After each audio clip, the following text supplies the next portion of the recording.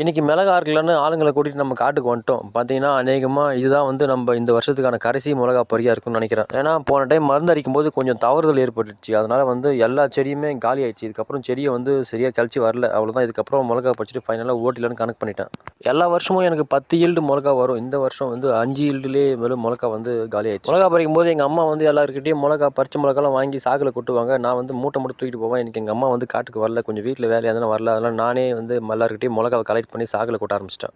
இந்த வருஷம் என்ன ஆச்சுன்னு தெரியல. மிளகா வந்து எங்கள் ஊரில் ஒரு கிலோ வந்து 35 ரூபா கம்மி குறையவே இல்லை. ஏன்னா போன வருஷம்லாம் பார்த்தீங்கன்னா 10 ரூபாய்க்கு 8 ரூபாய்லாம் கொடுத்துட்டு இருந்தேன். இந்த வருஷம் வந்து 35 ரூபா கம்மி குறையலை.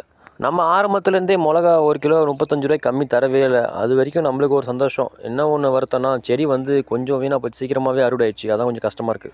நம்மளும் வாய்க்காலை பொறிச்சு வச்சு இந்த மிளகா மூட்டையெல்லாம் வண்டிக்கு தூக்கிட்டு போக ஆரம்பிச்சுட்டு திரும்ப வந்து வாய்க்காலுக்கு இருக்கிற 1-2 மிளகா பார்த்தெல்லாம் பொறுக்க ஆரம்பிச்சிட்டோம். நமக்கு இந்த பரியில் வந்து வெறும் 5 மூட்டை மிளகா தான் ஆச்சு. எல்லா பரியிலும் நம்ம ஒரு 10 மூட்டையாவது ஈல்டு எடுப்போம். இந்த பரியில் வந்து நமக்கு 5 மூட்டை தான் ஆச்சு. செடி வீணாக போன காரணத்தினால அதனால் நம்ம எல்லா மிளகா மூட்டையும் 2 வீலரில் கொண்டு போய் மார்க்கெட்டில் சேர்க்க ஆரம்பிச்சிட்டோம். சரி, ஓகே மக்களே, உங்களுக்கு இந்த மாதிரி காட்டு வேலை விவசாயம் பிடிக்குன்னா மறக்காம நம்ம சேனல் சப்ஸ்கிரைப் பண்ணிங்க. டாடா, பாய். கூடவே ஒரு லைக் போட்டு போங்க.